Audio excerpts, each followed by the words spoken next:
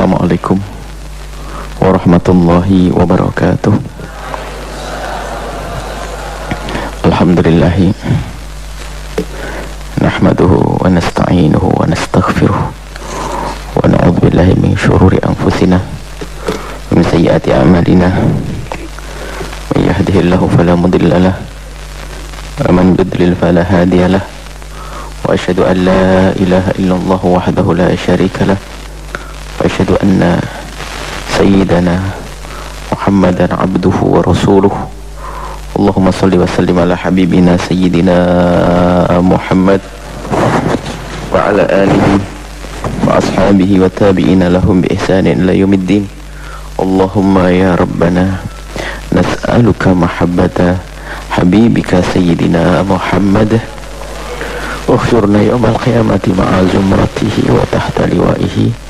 Allahumma ya rabbana a'inna fi hadha asy-syahril karimi ala siyami wal qiyami waj'alna fihi minal 'aidin wal faizin warzuqna ya rabbana taubata qabla al-maut wasyahadata 'inda al-maut wal jannata ba'da al-maut. Amma ba'd.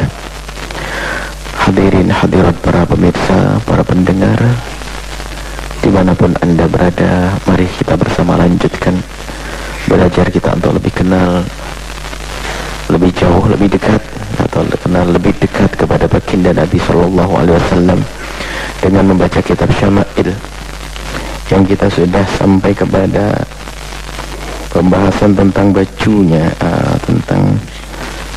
baginda Nabi Sallallahu Alaihi Wasallam. Hadis selanjutnya adalah haddatsana Ali ibn Hashram qala haddatsana Isa bin Yunus an Israil bin an Abi Ishaq an al-Bara' ibn Azib qala dari Sayyidina Bara' bin Azib qala, beliau berkata, ma ra'aitu ahada, aku tidak melihat seseorang minan nasi dari manusia ahsan, lebih bagus, fi khullatin hamra'in, di baju merah. Khullah sudah disebutkan baju yang double, itu adalah khullah merah, lebih bagus min Rasulillah, dari baginda Nabi sallallahu alaihi wasallam. In kanat jummatuhu latadribu qariban min mankibahi, rambutnya memanjang itu hampir latadribu qariban, hampir mencapai latadrib, sampai kepada mankibaihi, dua pundaknya. Itulah gambaran tentang rambut baginda Nabi sallallahu alaihi wasallam. Dan kemudian ada ini sifat bajunya. Sifat bajunya adalah merah. Dan ingat, merah yang dipakai Nabi bukan merah cereng, merah semuanya adalah merah, ada hitamnya atau merah ada warna yang lainnya, seperti disebutkan dalam riwayat yang lain.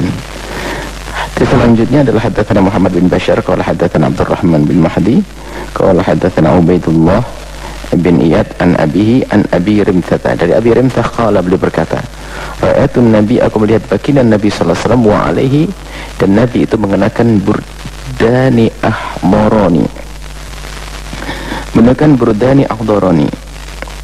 Burd itu adalah satu pakaian yang bercorak. Jadi pakaian yang bercorak ini menunjukkan bahwasanya baju tidak harus polos, boleh bercorak, ada seni dan keindahan. Akhdarani, coraknya hijau. Burdani bukan, burdani baju yang bercorak warnanya hijau, bukan coraknya warna hijau, bajunya warna hijau yang bercorak. Karena urutan warna yang disukai Nabi adalah putih, hijau, kuning. Putih, hijau, kuning adalah urutan-urutan. Nabi paling senang adalah warna putih, kemudian nyusul hijau, kemudian kuning. Hadatsana itu artinya bukan yang lainnya tidak boleh dipakai. Orang suka-suka, masalah kesenangan. Karena kesenangan ada hubungannya dengan kenangan bisa, kemudian juga keserasian juga, paduan warna. Jadi tidak dibatasi warna apa saja boleh. Hadatsana Abd bin Humaid, dari Abd bin Humaid qala hadatsana Affan bin Muslim qala hadatsana Abdullah Ibn Hasan al-Anbari an jaddatayhi Duhaybata wa Ulaybata an Kailata binti Makhramata qalat, jadi Kailah binti Makhramah berkata, ra'aitun Nabi, aku melihat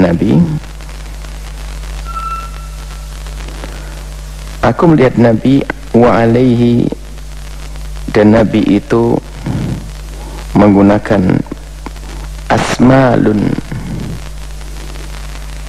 baju. Asmal itu adalah jamak samal, baju yang usang, bukan baju yang baru, baju yang sudah terlihat lama atau terlihat keusangannya. Mulayyataini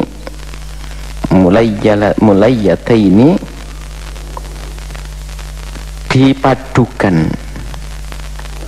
jadi baju kain ke baju yang usang, yang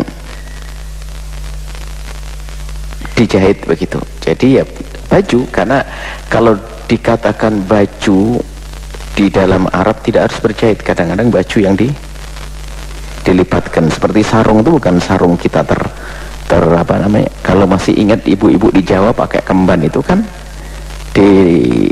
panjang melebar segi 4 dipakai begitu. Nah, kalau sarung kita ada sarung, kalau di Yaman itu bukan melingkar, itu ada sarungnya segi 4, segi panjang begitu, tinggal dilipat begitu. Seperti pas kain umroh, insya Allah umroh semuanya nanti. Itu kan juga disebut baju. Cuman kalau ini enggak, ini sudah berjahit nih, berbentuk. Ada lagi gomis yang tadi yang Nabi paling seneng, gomis itu bebas karena tangannya sudah ada, lehernya sudah ada, jadi enggak perlu ngikat lagi, nggak perlu megang lagi, nggak perlu menjaga lagi. Maka Nabi senang lah bajunya gamis. Tapi ini jenis baju lagi. Akan tapi baju itu sudah dari kain yang terlihat usang. Kemudian kanata mulayyataini kanata biza'faraini. Jadi kena za'faron, sejenis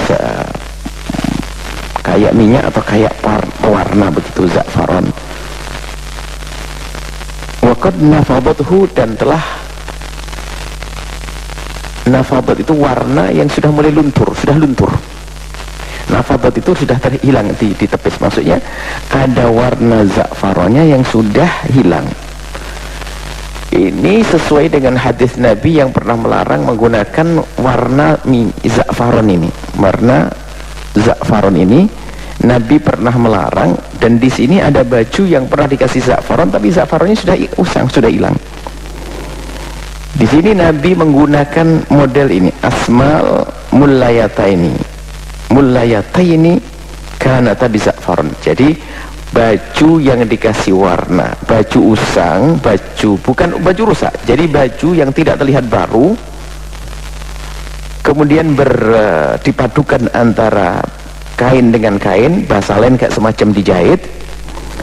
Kemudian ada bekas kalau pernah dipakai za'faron, dikasih za'faron, karena Nabi pernah melarang za'faron, tapi kalau sudah za'faronnya hilang itu boleh dipakai. Ini wabil hadis, ini kisah tonton, kisahnya panjang dalam ini. Ini termasuk sebagian daripada yang pernah dipakai Nabi SAW, model seperti itu. Maka nanti ada dalam hadis berikutnya Nabi pernah memberi warna bajunya dengan warna yang lain, dicelup dengan warna yang lain. Ada hadis selanjutnya nih, siapa ini? Haddatsana Bishr ibn al-Mufaddal an Abdullah bin Uthman bin Khuzaimah an Sa'id bin Jubair an Ibn Abbas, dari Sayyidina Abdullah bin Abbas. Qala, beliau berkata, qala Rasulullah sallallahu alaihi wasallam bersabda, alaikum la ini sudah bil bayadi, hendaknya engkau menggunakan putih, minathiyabi, dari baju.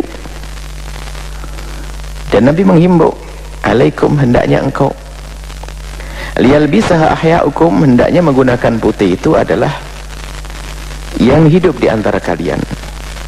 Wa kaffinu fiha, dan kafanilah dengan putih mautakum, yang mati di antara kalian.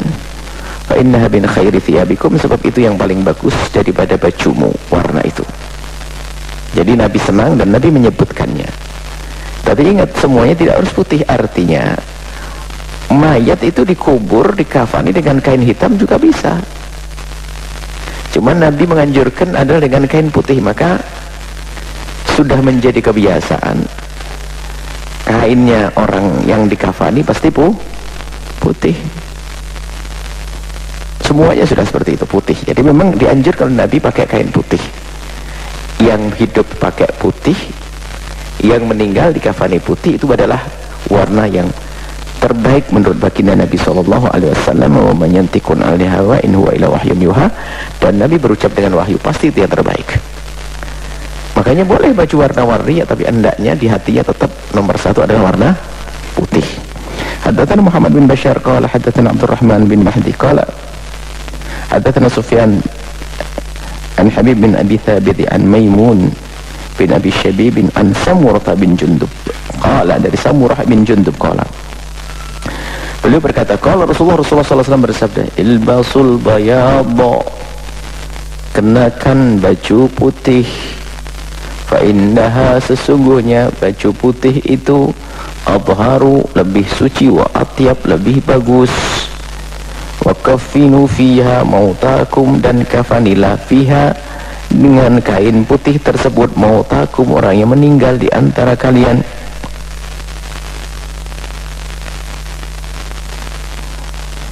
Dalam hadis Allah nakini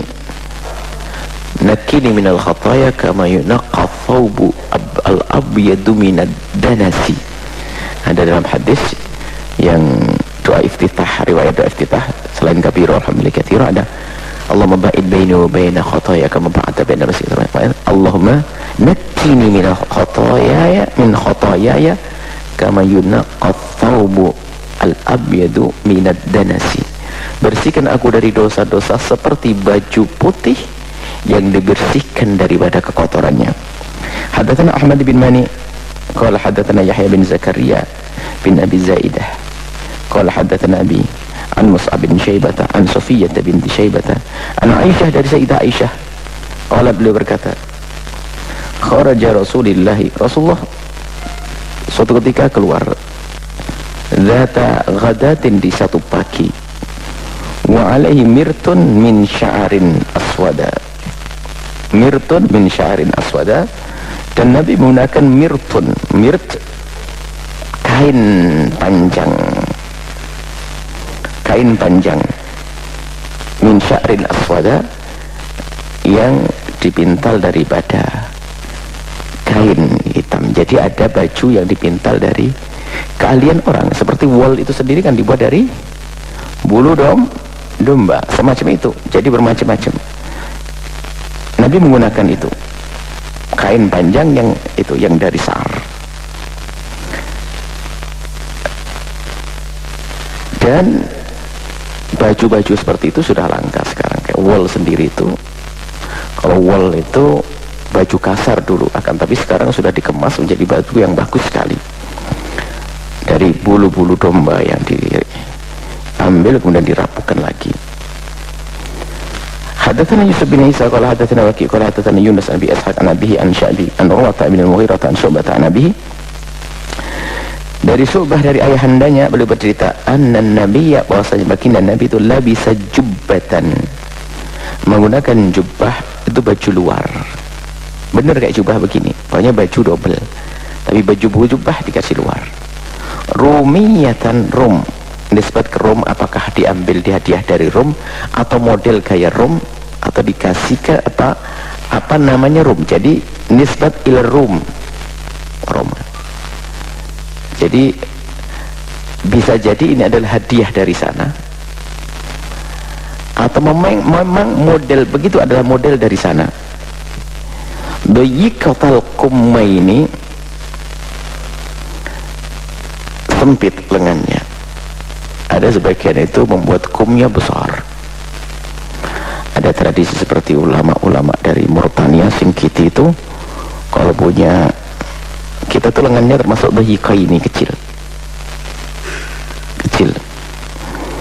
Kalau ulama-ulama Mauritania, Singkiti itu lengannya besar-besar, orang masuk bisa. Memang model gaya. Ini Nabi gunakan dayiqaini, jadi kita sesuai. kummani dayyiqaini, kecilin, udah lebar sekali.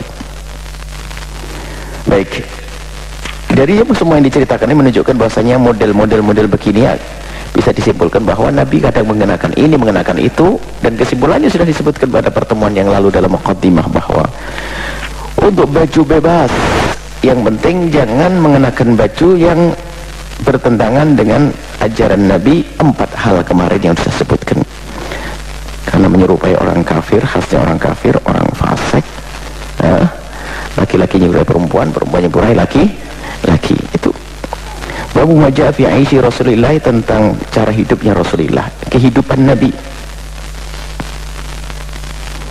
Hadatsana Nabi, hidupnya seperti apa sih, makannya Nabi, minumnya Nabi. Kalau sudah baca cara hidupnya Nabi ini malu kita, yang merasa hidupnya paling susah ternyata nggak usah pamer susah deh di hadapan Nabi, kalah kita. Pamer ibadah nggak ngajar, pamer apa lagi ke Nabi. Hidup saya susah, sering. Nabi biasa lapar sehari lapar 3 hari biasa. Putri Nabi Sayyidat Fatimah Zahra Imam Ali biasa 3 hari 3 malam tidak menemukan makanan yang dimakan. Itu sudah biasa. Makanya yang perlu adalah kalau kita membaca sejarah kehidupan Nabi itu ya syukur aja. Hadatsana Qutaibah bin Sa'id, dari Qutaibah bin Sa'id qala hadatsana Muhammad bin Zaid an Ayyub an Muhammad bin Sirin qala kunna inda Abi Hurairah. Ceritanya aku bersama Abu Hurairah. Wa alaihi thawbani mumasyaqqani. Aku bersama Abi Hurairah. Yang Abu Hurairah itu mengenakan 2 baju mumasyaqqani yang bercorak. Baju bercorak ini biasanya kalau sudah bercorak ini bajunya sudah bukan baju orang biasa. Kalau kemarin tadi Nabi ada baju yang usang, tapi baru bercorak itu masih bagus, baju yang memang ada seni. Abu Hurairah pakai baju musyaqqani min katan. Katan adalah jenis kain yang dianggap sebagai kain yang berharga, bagus. Fatamakhata fi ahadihima, kemudian karena tidak ingin membuang mungkin tempatnya tidak layak untuk membuang ludah atau ingus, termasuk di dalam sholat juga demikian. Kalau ternyata kita tidak bisa menahan yang namanya air liur atau apa, ludah, maka jangan meludah ke arah depan atau ke masjid, maka meludahnya dari lengannya, kainnya, nanti dicuci setelah itu. Kenapa? Ini milik pribadi. Kalau itu miliknya orang, kelihatan jijik. Oh enggak, lebih jijik kalau kita meludah di mejanya orang, di lantainya orang, di masjid. Abu Hurairah itu begitu, dia tamakhat membuang ingus di bajunya. Nggak bawa tisu, nggak ada tisu. Bakhin itu bisa digunakan untuk menyanjung, bisa juga untuk menunjukkan sikap yang tidak enak. Bakhin bisa saja seperti perendahan, tapi juga sanjungan, bisa dikedukan dua. Bakhin, oh hebat ya. Yatamakhat Abu Hurairah, dia sendiri ngomong, yatamakhat Abu Hurairah fil katan. Dia komentari dirinya sendiri. Baju bagus buat ingus. Akhirnya dia tidak laqad ra'aitu nih. Sebenarnya Abu Hurairah itu mengejek keadaannya saat ini. Yang diberi oleh Allah baju bagus sampai Abu Hurairah. Dia sendiri yang ngomong, Abu Hurairah pakai membuang ingus di bajunya. Laqad ra'aitu nih, sungguh aku ingat, aku melihat diriku waktu pertama kali awal-awal bersama baginda Nabi. Bagaimana keadaan beliau? Beliau datang bukan dengan kekayaan, datang dengan kefakirannya. Maka Abu Hurairah itu imamnya ahli sufati, rombongan orang yang hidup bersama Nabi di semacam ini. Ini masjid Nabi. Kalau itu masjid, sofa itu di depannya begini, di situ ada tempat tinggalnya orang. Jadi masjid di Arab itu seperti itu, melingkar begitu. Bagian masjidnya paling depan, ruang terbuka, persis kayak begini nih. Cuman itu nyampe ke bawah. Jadi anggap saja seperti kotak segi empat. Masjidnya dari bagian depan ke arah kiblat, tengahnya adalah kosong. Ini seperti di Hadramut rata-rata begini, sebab di sana nggak ada hujan. Jadi kalau memanjang langsung ke depan halaman. Di depannya di sininya, kalau sana kiblat, di sini adalah tempat tinggalnya Ashabus Suffah itu. Jadi kalau masjid dekat. Rumah baginda Nabi nempel dengan masjid sana, rumah baginda Nabi Siti Aisyah. Nah ini Abu Hurairah itu cerita, inilah ala qad ra'aituni, aku melihat diriku, wa inilah akhirru fima baina mimbar Rasulullah wa hujrati Aisyah. Kalau ingat masa itu, maksudnya apa? Zaman itu bagaimana cara hidupnya Abu Hurairah. Kalau sudah cara hidupnya Abu Hurairah itu ya cara hidupnya Nabi, karena Nabi nggak pernah pelit. Sebab yang mencukupi Abu Hurairah adalah Nabi, karena hidup bersama Nabi. Kalau Abu Hurairah lapar itu depan masjid begitu. Depan masjid Abu Bakar masuk, Sayyidina Umar masuk, langsung ke masjid, baru Rasulullah, ini lapar kayaknya orang ini, dikasih makan Rasulullah. Aku sampai pernah tersungkur jatuh di antara mimbar Nabi dan rumahnya Siti Aisyah. Rumah Siti Aisyah rumah Rasulullah, mimbar Rasul di kamar Siti Aisyah. Mahsyan alaiha pingsan, alaiya mahsyan alaiha pingsan. Faiji'ul jahi, sampai ada orang datang, faiji'u datang, al-ja'i orang datang, fayadha'u rijlahu, melihat kayak kalau uduki meletakkan kakinya di leherku. Ya tentunya mungkin cara waktu itu untuk menangani kasus tertentu mungkin dengan begitu. Ya ro'an Nabi junun, menganggap orang gila, jadi aku dianggap gila, makanya diletakkan kakinya di leherku.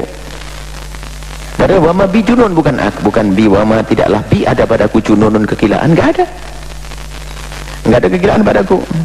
Wama huwa tidaklah itu kecuali ilal ju', karena aku sangat lapar sebetulnya waktu itu. Artinya begitulah kehidupan Abu Hurairah, yang tidak lain cerminan gambaran kehidupan Nabi juga semacam itu. Serba kekurangan waktu itu, kurang, dan sekarang Abu Hurairah sudah bisa buang ingus dengan bajunya. Jadi menceritakan saja bahasanya bagaimana kehidupan yang beliau lalui bersama Nabi adalah keadaan yang semacam ini. Dan di saat merasa lebih enak sedikit saja sudah merasa sesuatu yang tidak indah bagi dia. Lebih menikmati kalau hidup dengan kesederhanaan, kenangan dengan baginda Nabi. Bahkan pernah suatu ketika Sayyidina Abu Bakar As-Siddiq itu lapar. Sayyidina Abu Bakar sama Sayyidina Umar ke masjidnya Rasulullah. Rupanya di masjid Nabi juga begitu, Nabi lagi megang perutnya begitu. Nabi bertanya, apa yang menjadikan kau datang ke sini Abu Bakar? Tidak waktu yang biasanya datang, tiba-tiba datang. Aku datang karena lapar ya Rasulullah. Nabi di saat beliau lapar biasa ditahan, tapi di saat melihat sahabat lapar, Nabi ajak keluar, ayo keluar. Kita keluar.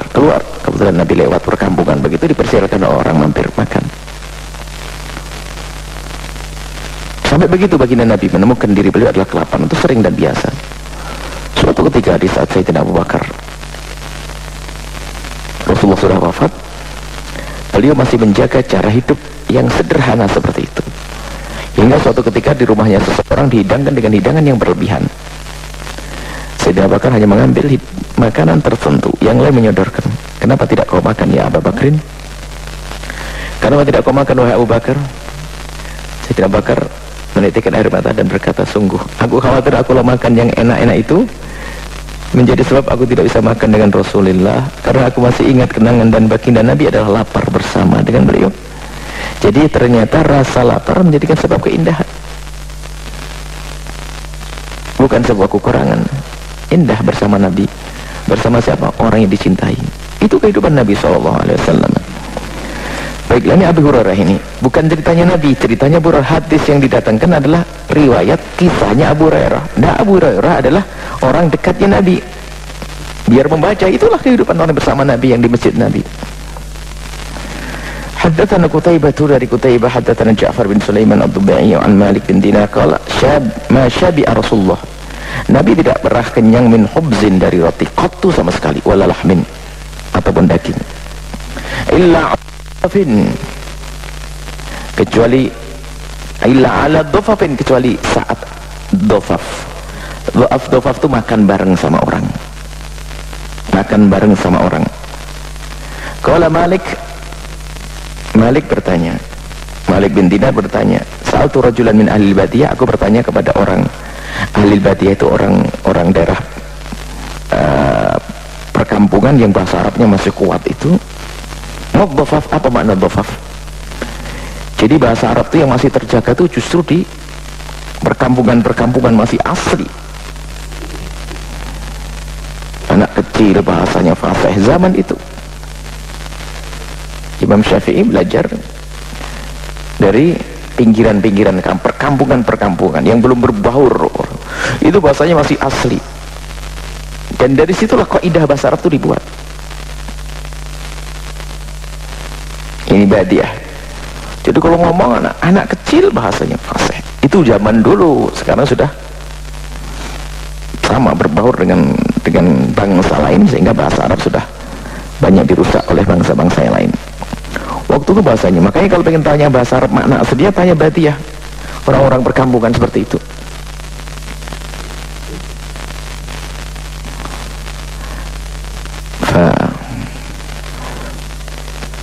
Ada suatu ketika Allah Imam Syafi'i atau siapa begitu mampir ke rumahnya satu orang. Ini menunjukkan bahwa di kampung itu memang kecerdasan itu terjaga secara lingkungan, udara, kemudian berbaur dengan, terjaga dari pembauran yang membahayakan. Suatu ketika ada seorang anak gadis itu datang ke rumah seorang, ditanya anak gadis, aina abuki, dan ayahmu? Dia menjawab, fa'a abi ilal fayafi liyafi alana bil fai'i wa idha fa'al fai'u yafi'u.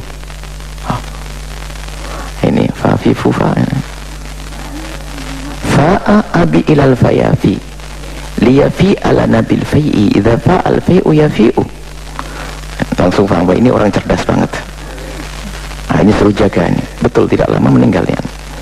Fa'a, pergi, abi ayahku, ilal fayati, ke hutan, liyafi'a, untuk mendapatkan untukku, lana, untukku, bil fai', dengan buruan.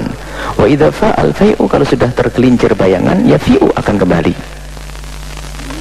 Radio Samara FM.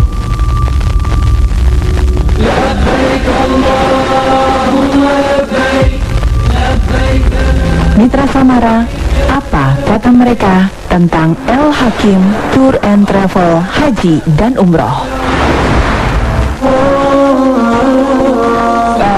Ikut pelayanan El Hakim, saya sangat puas. Pelayanan bagus dan dikasih tempat-tempat yang dekat-dekat, jadi nggak kerepotan untuk perjalanan ibadahnya. Sampai pulang pun juga sangat bagus pelayanannya. Hubungi El Hakim Tour and Travel Haji dan Umroh di nomor 0857 3070 6059 Atau 0355 328 406 0355 328 406. El Hakim Haji dan Umroh melayani tamu Allah menuju kemakmuran. Labbaik Allahumma labbaik, labbaik la syarika laka labbaik, innal hamda wan ni'mata laka wal mulk la syarika lak. Nurul Fikri Entrepreneur Boarding School, Nufi EBS Tulungagung, membuka pendaftaran santri baru jenjang SMP dan MA. Nufi EBS, lembaga pendidikan yang menitik beratkan pada pembelajaran tahfidzul Quran, entrepreneur, dan penanaman nilai akhlakul karimah. Di Nufi EBS, para santri dicetak mampu menjadi pebisnis yang handal, sekaligus penghafal Al-Quran, berbahasa Arab dan Inggris secara aktif, serta dibekali dengan kemampuan digital marketing, motivasi, dan inspirasi bisnis.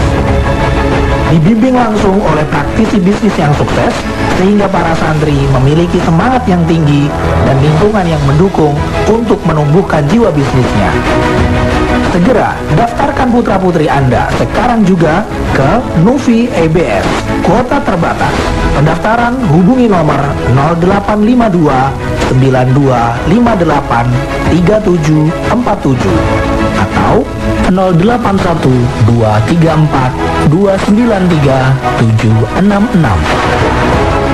Informasi selengkapnya bisa Anda lihat di www.nufiebs.sch.id atau FB, YouTube, Instagram, serta TikTok Nufi EBS.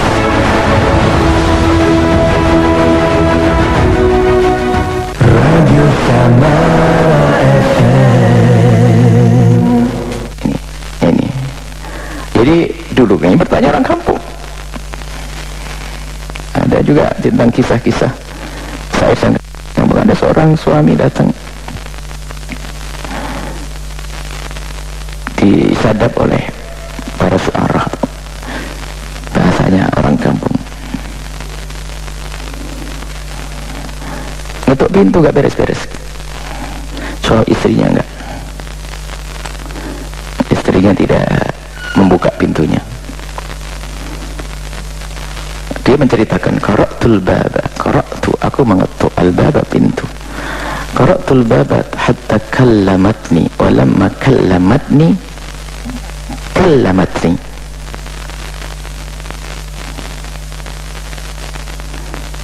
akhirnya, ya Ismail sabra, ya Ismail sabri. Qara'tul baba hatta kallamatni, aku mengetuk pintu hatta kalla, sampai capek, matni, pundakku. Qara'tu, aku mengetuk al-baba, pintu, hatta kalla, sampai capek, matni, pundakku. Walamma kalla, tatkala kalla, capek, matni, pundakku, baru dari dalam kallamat, ngomong istrinya ni kepadaku, baru dijawab walamma kallamatni, ngomong apa istrinya? Ya Ismail sabro, Ismail sabar.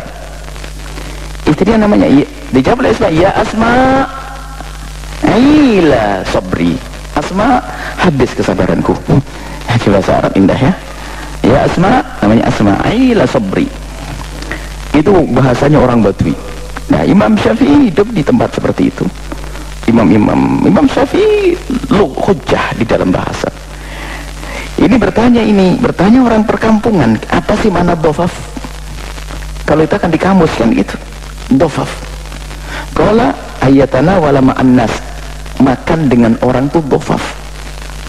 Waspada di dalam hal ini Ibnu Hajar Al-Haytami waktu mencari hadis ini mengkritisi sebagian pensyarah hadis, menerjemahkan, memaknai hadis tidak dibarengi duk, rasa cinta dan penghormatan kepada Nabi.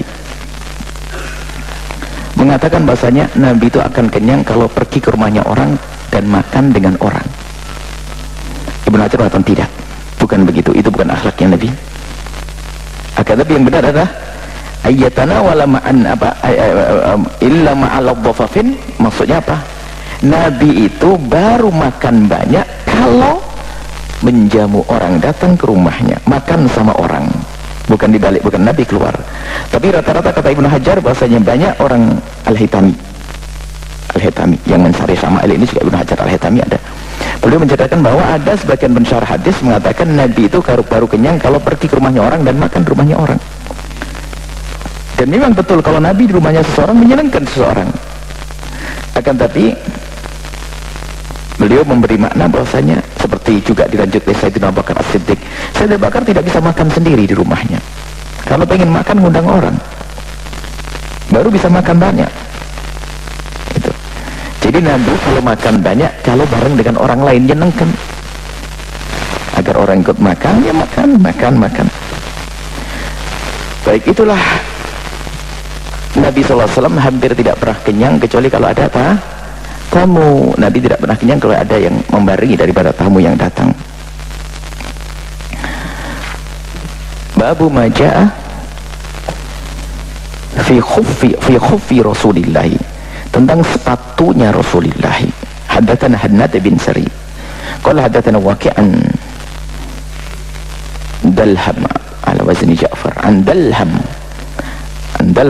bin Saleh an Hujair bin Abdullah an Buraidata an ibni Buraidata an abihi anna Najasi, ada Raja Najasi, ahdalin Nabi, menghadiahkan untuk Nabi khuffaini, sepatu, sepasang sepatu, aswadaini, hitam, sadzajaini, tidak bercorak, hitam, tidak ada hiasannya. Falabisahuma, kemudian Nabi menggunakannya, tsumma tawadda'a, kemudian berwudu, wa masaha alaihima, kemudian Nabi mengusap di atas sepatunya. Ini banyak faedah yang bisa diambil dari hadis ini. Pertama, tentang An-Najasyi. Najasyi itu akhirnya masuk Islam. Raja Najasyi. Kisah sholat ghaibnya Rasulullah itu adalah waktu Raja Najasyi wafat. Sehingga sholat ghaib itu ada menurut jumhur ulama kecuali mazhab Hanafi. Jadi baginda Nabi sholat ghaib itu karena Raja Najasyi wafat ini. Berarti Muslim beliau, Raja Najasyi. Dan sebelum masuk Islam berkenalan dengan baginda Nabi, menghadiahkan ke Rasulullah. Adabnya Nabi menghargai hadiah, zakat tidak mau. Tapi kalau hadiah oleh Nabi dihargai, dipakai. Bahkan kalau diperdengarkan kepada yang memberi kalau dia pakai. Kalau beliau pakai. Kalau kita pakai hendaknya, kalau kita dikasih hadiah sama seorang hendaknya dipakai dan perdengarkan. Kalau kita senang memakainya. Dikasih khuffaini, sepatu. Kalau namanya khuf itu bukan seperti sandal, yang bisa diusap adalah yang memenuhi syarat. Sepatu yang mata kaki orang itu tertutup. Jadi sepatu yang mata kakinya sampai di atas, sepatu yang sepatunya itu sampai menutupi mata kaki. Dalam bab fikih Syafi'i adalah bab khuffaini, mengusap dua khuffaini, khuf yang bisa dipakai berjalan, suci, memakainya dalam keadaan sudah punya wudu, bisa mengikuti perjalanan, maka dia bisa mengusap. Kalau sudah wudu kemudian pakai khuffain, kemudian nanti batal, khufnya nggak usah dilepas, cukup diusap di atasnya. Kalau kita di rumah saja sehari semalam, kalau di bepergian 3 hari 3 malam. Dan tidak harus tempat yang dingin. Dan masalah menggunakan khuf ini hadisnya mutawatir. Sampai sebagian ulama Hanafiyah itu mengatakan kalau mengingkari bisa saja kafir. Artinya menggunakan khufrain, mau coba, nah, dipakai masjid tidur ya, pakai khufrain tidak dilepas sehari semalam kalau orang tinggal di rumah. Nah ini Nabi menggunakannya. Nabi menerima hadiah dari orang yang kafir sekalipun, justru dengan diterimanya hadiah oleh baginda Nabi, tersambung hati sampai lalu beriman kepada baginda Nabi. Beruntunglah dia Raja Najasyi. Kemudian Nabi menggunakannya, berwudu, kemudian Nabi mengusap khuffaini. Jadi masalah mengusap khuffain ini bab fikih khusus di mazhab kita, Imam Syafi'i, dan juga ini jumhur sudah, nggak ada yang berbeda dalam hal ini. Hanya menjadi masalah adalah syarat-syaratnya. Apakah harus masam sampai menutup mata kaki atau tidak? Kemudian apakah harus sekuat itu atau tidak? Kaos kaki cukup atau tidak? Jumhur mengatakan nggak cukup kaos kaki. Harus itu sepatu yang memang betul-betul sepatu yang bisa dipakai jalan, menutup mata kaki, kuat, suci, digunakan sudah berwudu, maka itu yang bisa diusap. Usapnya adalah di atasnya, bukan di bawahnya. Padahal yang dipakai berjalan bawahnya, tapi usap atasnya. Kata Imam Ali, agama itu patuh, jangan hanya pakai akal-akalan. Lau kana ad-dinu bil aqli la musihal khuffu min tahtihi la min asfalihi, min tahtihi la min a'la. Kalau seandainya agama itu pakai akal-akalan, yang diusapkan bawahnya, bukan atasnya. Baik, ini adalah sepatu baginda Nabi SAW, khuffain. Haddatsan Qutaibah bin Sa'id qala haddatsana Yahya bin Zakaria bin Abi Zaidah an al-Hasan bin Ayyas an Abi Ishaq an Sya'bi qala Al-Mughirah bin Syu'bah ahda Dihyatu lin Nabi khuffaini. Ada sahabat Nabi namanya Dihyah. Masih ingat Dihyah? Sahabat Nabi yang paling ganteng.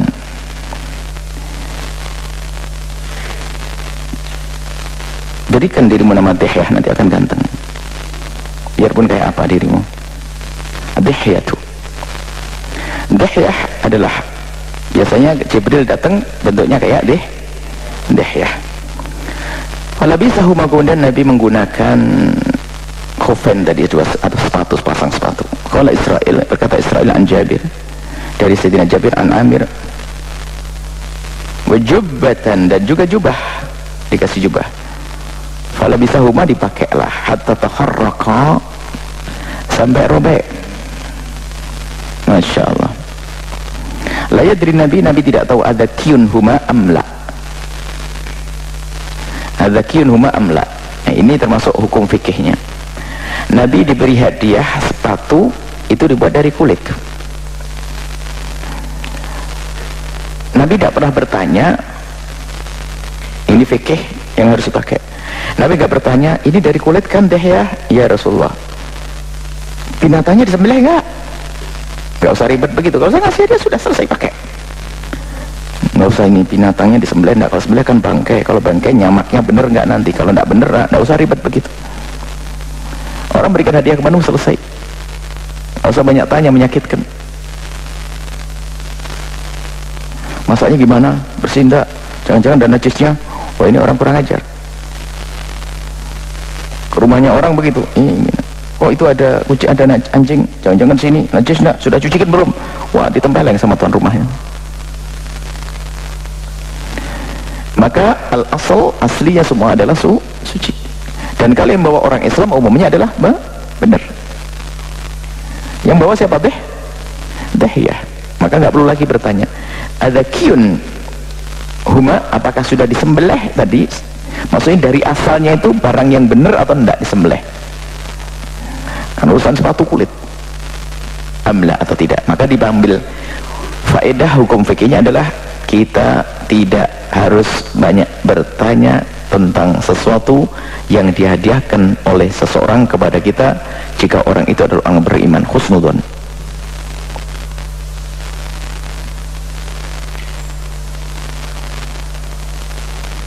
Qala Abu Isa wa Abu Ishaq, hadha huwa Abu Ishaq Asy-Syaibani wa ismuhu Sulaiman. Sampai di sini wallahu a'lam bis-shawab.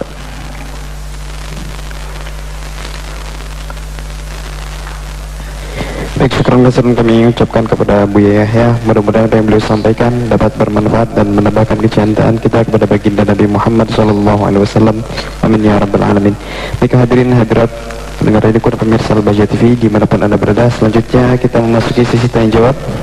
Dan kami informasikan kepada para pendengar dan pemirsa, jika anda ingin bertanya langsung kepada Buya bisa bertanya melalui via telepon dengan menghubungi nomor interaktif 0823 40713338. Baik, sambil menunggu penelpon yang masuk, kami akan bacakan terlebih dahulu beberapa pertanyaan di media sosial. Yang pertama, Assalamualaikum Buya. Assalamualaikum. Saya hamba Allah dari Madiun mau bertanya. Saya ada penyakit di telinga dan obatnya itu obat tetes. Bagaimana hukumnya jika menggunakan obat tetes di telinga saat puasa? Apakah batal puasanya Buya? Terima kasih Buya. Baik, spesial untuk anda yang bertanya karena sakit. Memang di dalam mazhab kita Imam Asy-Syafi'i radhiyallahu ta'ala anhu yang dikukuhkan bahwa telinga adalah termasuk rongga atau lubang yang tidak boleh kemasukan apapun. Dan memasukkan suatu ke lubang telinga maksudnya melebihi daripada yang dijangkau oleh ujung jemari kelingking, maka itu membatalkan. Tapi kalau enggak, kalau sudah masuk ke dalam, batal puasa menurut mazhab kita Imam Syafi'i yang dikukuhkan. Orang sehat hendaknya berusaha menjaga ini semuanya. Tapi kalau orang punya kasus seperti anda, maka ini selain dari mazhab Syafi'i, mazhab Imam Malik rahimahullah, atau anda mengikuti Imam Ghazali dalam mazhab Imam Syafi'i. Imam Ghazali dalam mazhab Imam Syafi'i mengatakan tidak, nggak apa-apa telinga, Tapi ingat, Anda tidak boleh main-main. Urusan ibadah ini harus patuh ke ulama yang memahami nas. Selagi kita masih bisa mengikuti yang dikukuhkan dalam mata Imam Syafi'i, jaga, kecuali darurat. Ada suatu masuk telinga Anda harus diambil, dimasukkan. Maka ikut pendapat yang mengatakan bahwa memasukkan suatu ke lubang telinga tidak membatalkan puasa, dan itu sesuai dengan madhab selain madhab Syafi'i seperti madhab Malik. Adapun kalau madhab dari madhab Syafi'i, ulama Syafi'i adalah Imam Al-Ghazali rahimahullah. Dan memang Imam Ghazali banyak pendapatnya yang sesuai dengan madhab Malik. Sampai salah satu penulis usul fikih itu menganggap Imam Ghazali sudah pindah madhab Malik. Ya, itu jadi untuk Anda tidak batal puasa, lanjutkan puasa Anda dan obati telinga Anda, insya Allah. Tapi kalau sudah sembuh, Anda kembali kepada madhab Imam Syafi'i radhiyallahu ta'ala anhu. Selagi masih sakit, Anda tetap ikut madhab Syafi'i, tapi pendapatnya Imam Ghazali rahimahullah ta'ala. Kalau Anda nggak pengen pindah madhab seperti itu, ada kemudahan, hendaknya dihadirkan. Wallahu a'lam bishawab. Baik, untuk pertanyaan selanjutnya. Assalamualaikum warahmatullahi wabarakatuh. Izin bertanya Buya, saya hamba Allah dari Majalengka. Apakah boleh pemberian nama anak melebihi hari ke-7 lahiran? Karena sampai hari ke-8 ini belum saya beri nama. Adakah fikih pemberian nama setelah lewat hari ke-7 dari lahiran, dan tata caranya sesuai syariat Buya? Karena saya belum mengerti tentang agama dan saya baru saja hijrah Buya. Wassalamualaikum warahmatullahi wabarakatuh. Assalamualaikum warahmatullahi wabarakatuh. Ada riwayat banyak tentang memberi nama adalah di hari ke-7 sekaligus dipotong rambutnya. Akan tapi bukan berarti harus seperti itu, karena ada suatu ketika ada sahabat Nabi datang kepada Rasulullah SAW membawa anak kecilnya, lalu dia berkata fasammahu, padahal hari baru lahir. Fasammahu, Nabi memberi namanya langsung di hari pertama. Fahannakahu, memberi tahnik Nabi bitamrin, Nabi mentahlik dengan tamr. Jadi ternyata di hari pertama Nabi juga pernah memberi nama. Kemudian anjuran dari Nabi adalah hari ke-7, jadi bebas dalam hal ini. Jangan sampai gak dikasih nama, bingung nanti Anda manggilnya gimana. Kasih nama. Maka sebaiknya adalah di hari ke-7 sekaligus dipotong rambutnya, sekaligus akikah. Jadi kalau pengen sunnahnya adalah sunnah potong rambut, sunnah memberi nama yang baik, sunnah akikah. Akikah kalau ada di hari ke-7 itu, kalau tidak ada, bebas. Ini semua adalah bab sunnah, kebaikan. Jadi himbauannya adalah Anda beri nama di hari ke-7 sesuai dengan riwayat dari baginda Nabi. Kemudian Anda potong rambutnya, kemudian rambutnya ditimbang dengan perak, biarpun Anda orang banyak duit, sunnahnya begitu, ditimbang dengan perak, lalu peraknya diuangkan, dikasihkan fakir miskin, sedekahnya nanti tambahan yang lainnya. Kemudian setelah itu diberi nama yang baik. Nama yang baik itu adalah nama baik lahir dan batin. Lahir itu secara makna baik, batin itu nyambung kepada apa sih? Memberi nama itu yang baik lahir dan batin. Lahirnya namanya baik, misalnya namanya Puwedes, ya nggak enak. Nama pedes Puwedes lagi, jangan pakai pedes, kurang enak. Nama manis masih secara zahir diterima, namanya bagus, ada orang bagus kan? Coba kalau anaknya nama jelek, nggak banyak. Jangan begitulah, kasih nama yang bagus secara zahir. Maknanya ada, kemudian secara batin harus ada. Memberi nama bagus secara batin, apa itu? Nama bagus secara batin adalah sambung. Untuk apa? Sambung kepada siapa sih? Aku beri nama anakku adalah nama Ahmad karena sambung dengan baginda Nabi. Ali sambung dengan Sayyidina Imam Ali. Fatimah sambung dengan Sayyid Fatimah Zahra. Salman sambung kepada Sayyidina Salman Al-Farisi. Ada mana yang sambung ke sana? Jangan sampai namanya bagus, tapi sebetulnya waktu beri nama itu karena di sana ada orang tenar dari orang fasik, namanya begitu. Misalnya mungkin ada orang namanya Salman, tapi bukan Salman Al-Farisi, mungkin. Misalnya ada Salman ngapain gitu. Kenapa kau beri nama Salman? Saya karena niru orang Salman yang dari, kirain Salman Al-Farisi. Ya salah. Jadi harus waktu beri nama itu ada lintasan harapan anakku ingin jadi seperti itu. Saya beri nama anakku Usamah. Kenapa? Karena Usamah adalah sangat dicintai Nabi dan dia menjadi panglima termuda. Aku ingin anakku jadi pejuang termuda, Usamah.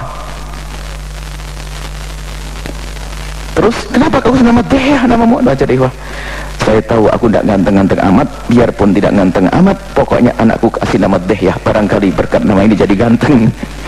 Kalau gitu boleh enggak? Oh bukan, sambung dengan sahabatnya. Kok gantengnya yang disambungkan? Ya tetap gak ganteng kalau modelnya begitu. Ada kan tadi berarti Dahya adalah nama sahabat dia tergantung. Jadi maknanya disambungkan. Siapa yang punya nama ini? Jadi namanya baik zahir dan batin. Dan tidak harus nama Arab, mungkin ada seorang tokoh mulia dengan nama Jawa, oke. Tokoh mulia, pejuang mulia, boleh. Apalagi di situ ada nama penghambaan, Abdurrahman, Abdurrahim, atau Ahmad, Muhammad, sambung Nabi. Oke, jadi nama bebas. Yang penting baik zahir dan baik batin. Zahirnya maknanya zahirnya bagus, batinnya ada sambung ke siapa? Seperti itu. Itu adalah diantaranya fikih nama ya. Semoga Allah menjadikan anak kita itu adalah anak yang soleh-solehah semuanya nanti, yang dibanggakan Rasulullah SAW. Namanya bagian akan dipanggil nanti dengan nama-namanya ya. Tolong beri nama yang bagus lah. Masalah tentang kesan kenangan kadang dimasukkan jadi nama. Misalnya apa? Akhirnya pas hamilnya itu, beritanya kehamilan itu pas lagi minum teh tubruk, langsung diberi nama.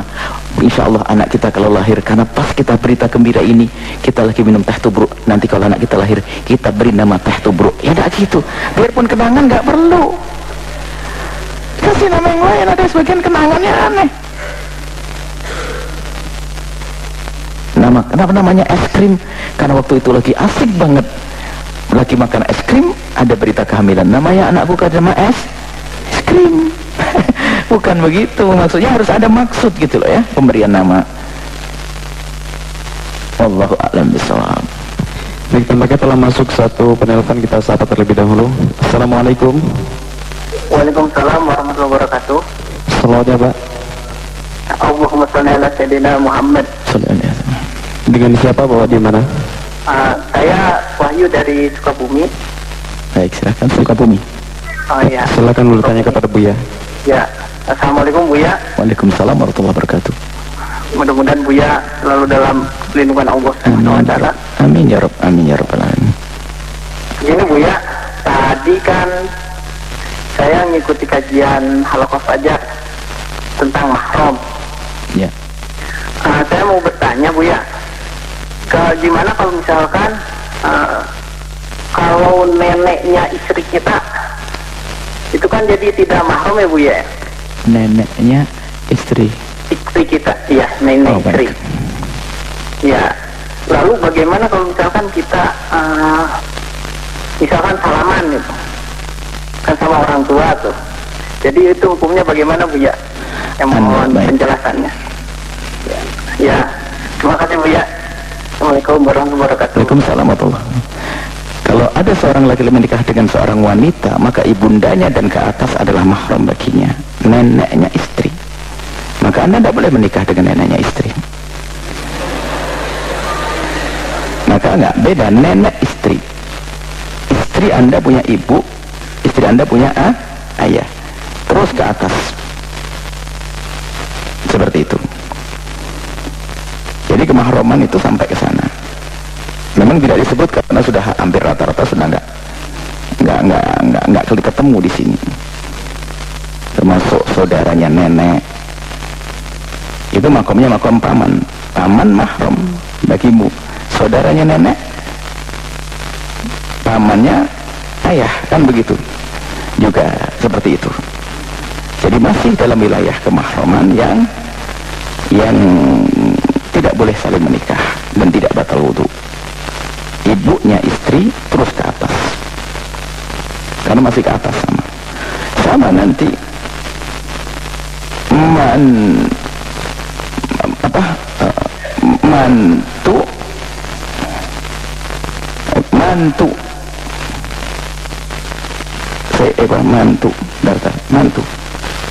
mantu mahram. Ini ke atas ya, ke atas. Mantu ada mahram. Anak mahram. Sebentar kita, istri dulu, istri ke atas, ibunya istri mahram terus ke atas. Istri mahram karena apa? Kenapa tadi? Pernikahan, seperti itu ya. Insya Allah, semoga Allah memudahkan kita untuk menjauhkan dari keharaman. Kadang ada sesuatu yang ada di rumah kita, itu kita tidak waspada dalam hal ini, termasuk ipar tidak mahram. Hati-hati dengan ipar mahramnya mahram sementara. Ini yang jarang diperhatikan. Itu saja, wallahu a'lam bishawab. Baik, untuk pertanyaan selanjutnya. Assalamualaikum Buya. Assalamualaikum. Allahumma salli ala Sayyidina Muhammad wa ala ali Sayyidina Muhammad. Buya, nama saya Nasuha dari Sulawesi Tenggara. Saya ingin bertanya, saya punya anak laki-laki 2, umurnya 11 tahun dan 8 tahun. Yang 8 tahun dia berpuasa full 1 hari, sedangkan yang umur 11 tahun dia kurang sehat tapi dia berpuasa. Yang saya tanyakan, apakah saya berdosa saya mengizinkan dia berpuasa? Mohon penjelasannya Buya. Terima kasih. Wassalamualaikum warahmatullahi wabarakatuh. Yang pertama yang harus ketahui bahwa anak akan wajib berpuasa kalau dia sudah usia balik, usia 9 tahun ke atas, dan dia sudah keluar mani, atau dia sudah haid kalau wanita. Maka tadi jika putra Anda termasuk sudah haid maka wajib puasa, atau sudah keluar mani maka dia wajib. Putri Anda, laki-laki perempuan, kalau putri Anda sudah haid maka wajib berpuasa, bukan waktu haidnya, setelah haidnya. Kalau putri Anda atau putra Anda sudah keluar mani maka dia wajib puasa. Jika belum, maka wajib bagi orang tua ini untuk membiasakan dan mengajari hal-hal yang wajib. Jika belum, maka wajib bagi orang tua untuk mengajari hal-hal yang wajib, seperti salat. Muru auladakum bisalati wa hum abna'u sab'in. Perintahkan untuk salat kepada anakmu di saat mereka umur 7 tahun. Berarti 7 tahun sudah kita perintahkan. Dan karena sholat belum wajib bagi mereka, maka cara memerintahkan kita pun dalam himbauan, bukan dengan ancaman. Jadi putra-putri Anda, benar Anda didik untuk berpuasa, Anda didik untuk berpuasa, tapi jangan diancam. Awas kalau tidak puasa nanti. Ngancam itu kadang halus loh ya, bukan pakai pukulan. Awas kalau tidak puasa nanti gak dibelikan baju, itu ngancam, serem itu. Anak kecil senang baju, akhirnya puasanya maksa karena takut gak dibelikan baju. Jangan, itu maksa, itu dihimbau paksa. Ada kata, kasih tau kalau tidak kuat ngomong sayang ya, tidak kuat ngomong sayang. Jadi maksa itu harus pakai pisau, awas ya. Kalau tidak puasa pukul sama umi, nggak begitu. Kadang begitu, ada anak kecil kesenangannya itu kalau nggak puasa nanti nggak dibelikan mainan loh ya. Kalau nggak puasa nanti akhirnya dia kepaksa puasa, itu nggak boleh. Kalau mereka kuat, alangkah indahnya, persiapan baliknya sudah ada.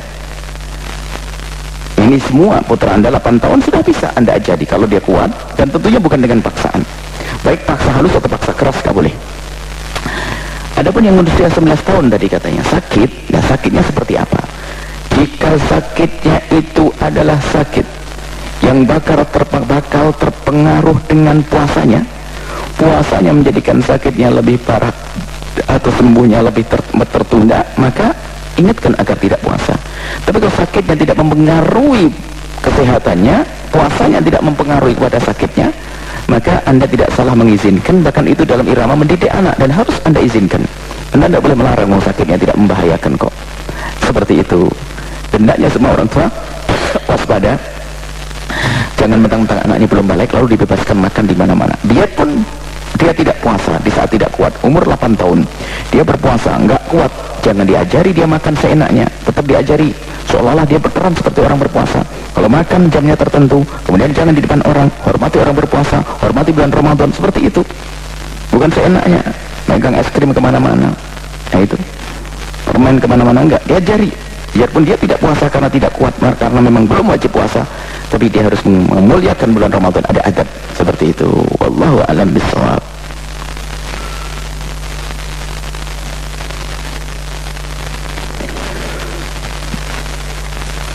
Infak wakaf tanah Al-Bahjah dan pembangunan pondok pesantren. Yang ingin bergabung silakan ke Bank Syariah Mandiri, nomor rekening 777-444-1179, wakaf tanah Al-Bahjah. Infak orang tua asuh santri berpotensi yang ingin bergabung untuk punya anak-anak berpotensi calon ulama, silakan langsung bergabung ke Bank Syariah Mandiri, nomor rekening 77755500052 atas nama orang tua asuh santri Al-Bahjah. Pembangunan studio, semoga di bulan Ramadan ada yang tergerak untuk menghadirkan video yang memadai untuk pesantren Al-Bahjah. Langsung saja ke Bank Syariah Mandiri, nomor rekening 7311555558 atas nama Al-Bahjah TV. Kemudian infak center Al-Bahjah, Bank Syariah Mandiri, ini yang untuk operasional pondok Bank Syariah Mandiri, nomor rekening 72004292 atau BNI Syariah nomor rekening 74007333, semuanya atas nama Yayasan Al-Bahjah. Ingin bayar zakat, silahkan. Zakat di sini bukan untuk bangun pondok dan tidak dimakan santri. Langsung yang ingin bayar zakat ke BNI Syariah nomor rekening 0720042.000. Untuk bantuan sosial, untuk membantu saudara-saudara kita yang tertimpa korban virus corona, atau untuk menyiapkan alat medis, alat pelindung diri atau yang lainnya, silakan Anda bergabung ke Bank Syariah Mandiri, nomor rekening 75100002223 atau Bank Muamalat nomor rekening 13901231123 atau BNI Syariah nomor rekening 13901111333, konfirmasi ke 085311222225. Spesial Ramadan bagi Anda. Tadi bicara sate hari ini atau tadi pagi?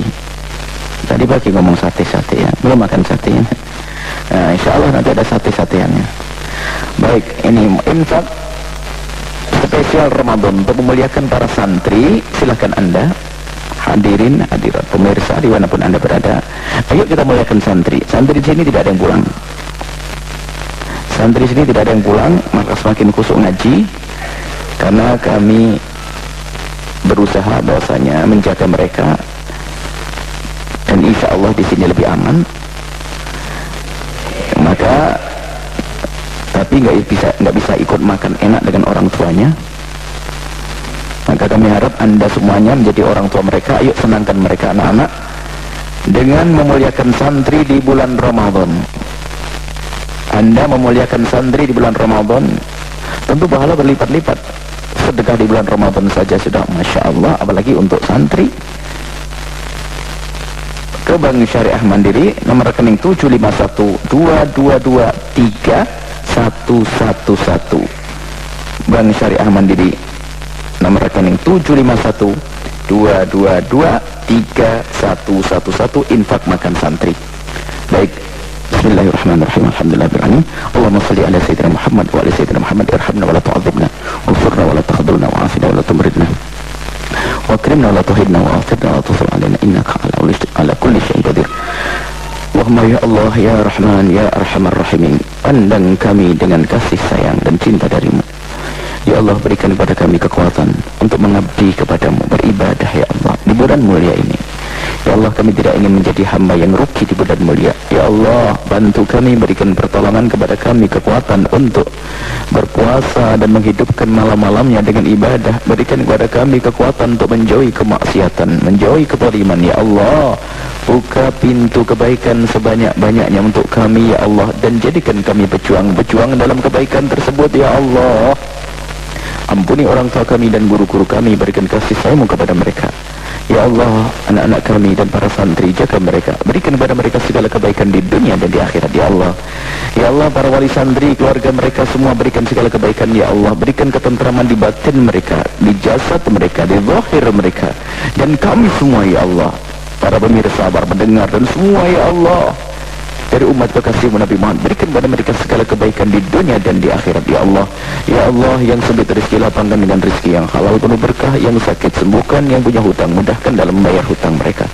Dan kami mohon berikan kepada semua yang telah berjuang bersama kami ketulusan, keikhlasan, kebaikan ya Allah untuk diri mereka, keluarga mereka di dunia dan di akhirat. Dan kami mohon kirimkan kepada kami hamba-hamba yang tulus dan ikhlas, ahli surga-Mu yang bisa berjuang bersama kami, dan jadikan kami bersama mereka ya Allah. Ya Allah, ya Allah, jauhkan kami dari malapetaka lahir batin dunia akhirat. Jauhkan kami dari wabah, keluarga kami dari wabah, bangsa ini dari wabah ya Allah, umat kekasih-Mu Nabi Muhammad dari wabah, kami semua dari wabah ya Allah. hanya Engkau yang menurunkan dan hanya Engkau yang bisa mengangkat ya Allah. Kami hanya berusaha menjauh, menghindar ya Allah, akan tapi hanya Engkau yang bisa menjauhkan dengan sesungguhnya. Maka kami serahkan kepadamu ya Allah, jauhkan kami dari segala malapetaka dan wabah ini ya Allah. Ya Allah, jauhkan ya Allah wabah ini dan wabah-wabah yang lainnya, lahir dan batin ya Allah. Dan kami mohon ya Allah, kami yakin dengan janjimu innal ma'al usri yusra ya Allah. Setelah ini semua kami yakin akan Kau beri kebaikan. Maka kami mohon ya Allah, kami ingin kebaikan itu segera datang ya Allah. Kebaikan itu segera datang untuk kami ya Allah. Wahai Zat yang Maha Kasih ya Allah, dan panjangkan umur kami dalam ketaatan serta sehat walafiat, dan berikan kepada kami semua husnul khatimah, mati dalam keadaan iman. Dan kami mohon ya Allah, jadikan ucapan kami di akhir hayat kami kelak saat Engkau hendak mencabut nyawa kami. Kami mohon ya Allah, kami ingin saat itu ya Allah hati dan lidah kami mampu mengucapkan kalimat agung dan mulia, la ilaha illallah Muhammadur Rasulullah, la ilaha illallah Muhammadur Rasulullah, la ilaha illallah Muhammadur Rasulullah sallallahu alaihi wasallam. Rabbana atina fid dunya hasanah wa fil akhirati hasanah wa qina adzabannar. Wa sallallahu ala sayyidina Muhammadin wa ala alihi washabihi wasallam. Alhamdulillahi rabbil alamin. Terima kasih, mohon maaf, berdoa selalu. Wabillahi taufiq wal hidayah. Wassalamualaikum warahmatullahi wabarakatuh.